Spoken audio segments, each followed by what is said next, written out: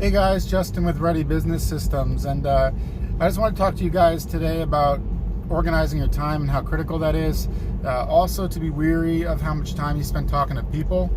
The reason is, so I try to avoid going into the office because to me, it always feels like a huge waste of time. Like, I know that there's benefits. Obviously, you need relationships with your staff and FaceTime, but I just try to limit that whenever possible, because when you do that in excess, it really isn't efficient. So people are not inherently efficient. They want to talk about their weekends. They want to talk about, and which I put aside that time. I have time for that I do socialize.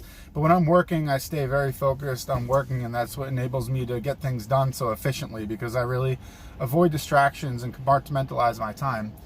So when I go into the office and she wants to talk about what she did this weekend, how she was sick and she's feeling better, all these things, I try to avoid them. The same thing is, doing estimates. If you go to a client's house, that's great. You need to build a relationship. I understand that. You need to spend FaceTime with clients, but there's also a line for that.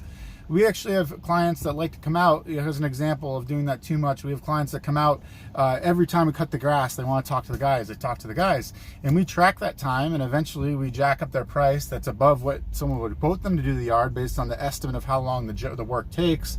But if you're going to follow that person around the lawn, then that job is going to take longer. So that guy has to pay like double what a normal lawn that size would, because he spends so much time talking.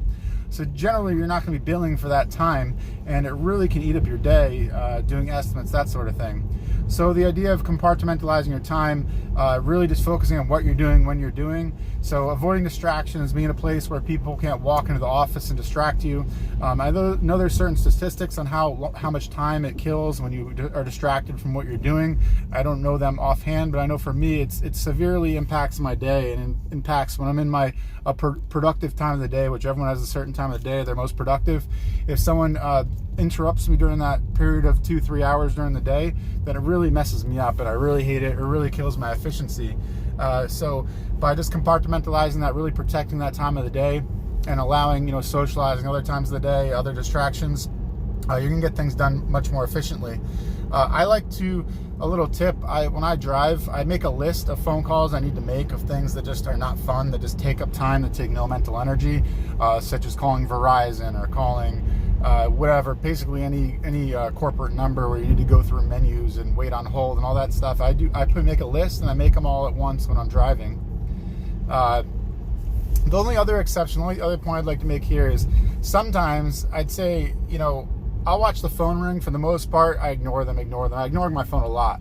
But sometimes when I see the phone ringing, if it's coming from a corporate number or a number that I know is going to take me a lot more time to get back in touch with them in terms of just answering the phone.